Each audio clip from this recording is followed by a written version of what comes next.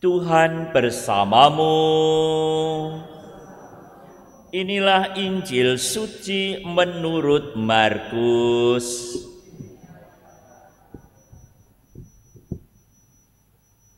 Sekali peristiwa, Yesus dan murid-muridnya sedang dalam perjalanan ke Yerusalem.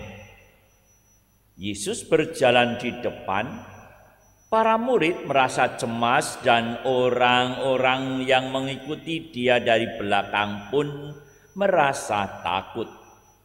Sekali lagi Yesus memanggil ke-12 muridnya dan ia mulai mengatakan kepada mereka apa yang akan terjadi atas dirinya.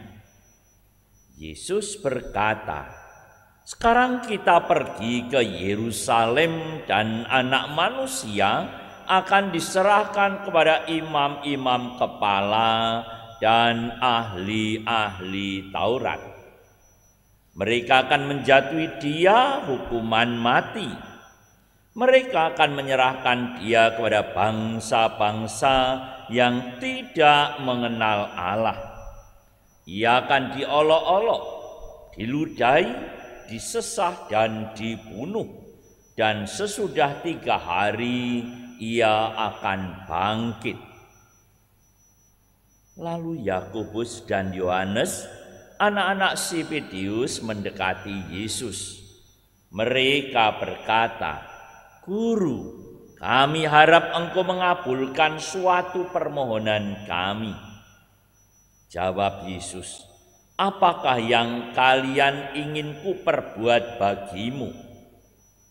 Mereka menjawab, "Perkenankanlah kami ini duduk dalam kerajaan-Mu kelak, seorang di sebelah kanan dan seorang lagi di sebelah kiri-Mu." Tetapi Yesus berkata kepada mereka, "Kalian tidak tahu apa yang kalian minta. Sanggupkah kalian meminum piala yang harus kuminum? Dan dibaptis dengan baptisan yang harus kuterima?" Mereka menjawab, "Kami sanggup."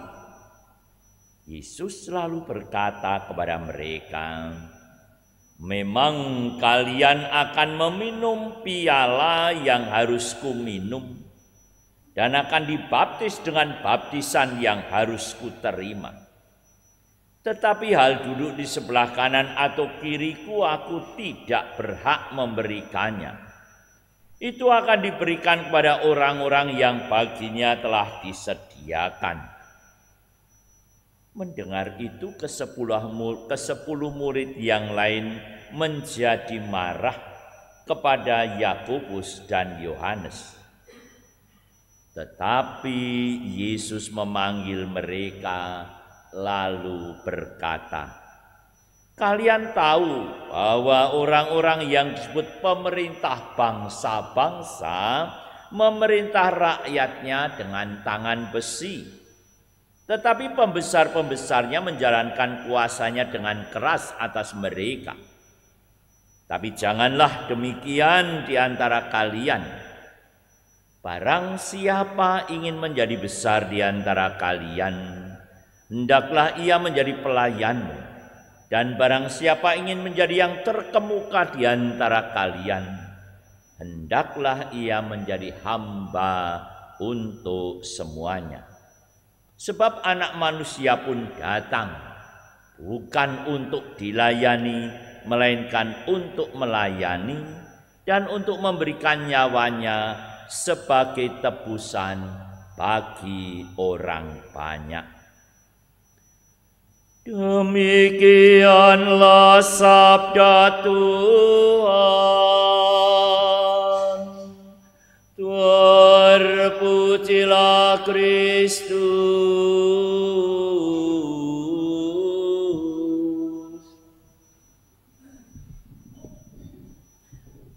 Saudara-saudariku yang terkasih, di tengah keprihatinan Tuhan Yesus, di tengah rasa duka Tuhan Yesus dalam perjalanan menuju Yerusalem untuk terakhir kalinya, menuju kepada suatu peristiwa kematian. Malah dua murid meminta untuk suatu jabatan, suatu kedudukan yang sesungguhnya membuat para rasul yang lain menjadi marah.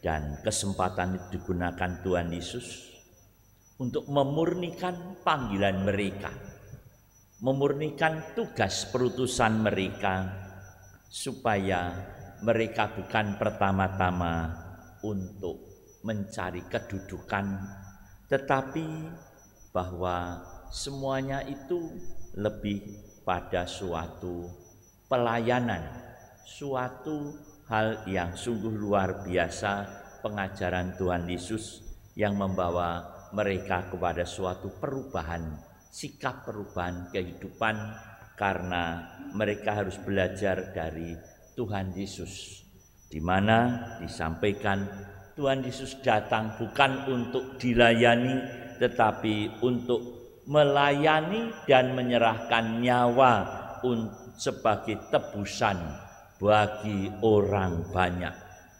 Tebusan dalam bacaan pertama tadi disampaikan berkaitan dengan kita orang-orang yang harusnya, umat manusia harusnya mati dalam neraka, mati karena dosa. Tetapi karena apa yang dilakukan Tuhan Yesus melalui pengorbanan salib, melalui darah dan seluruh tubuhnya, menjadikan kita ini begitu berharga dan diajak masuk dalam kemuliaan abadi.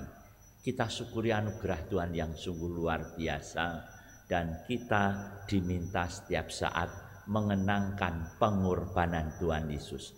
Ekaristi hari ini juga merupakan kenangan akan pengorbanan Tuhan Yesus, pemberian diri Tuhan Yesus. Mari kita imani supaya darah Kristus, segala pengorbanan Tuhan Yesus sungguh-sungguh memasuki kehidupan kita, merasuki kehidupan kita, dan membersihkan kita dari segala keinginan yang membawa banyak orang kemudian dalam kehidupan seperti tadi.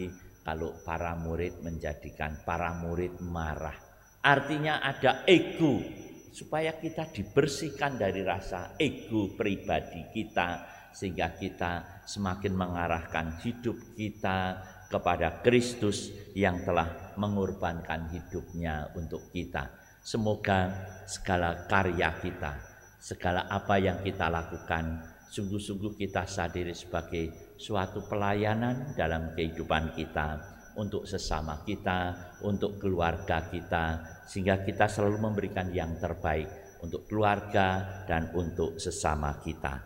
Tuhan memberkati kita semua.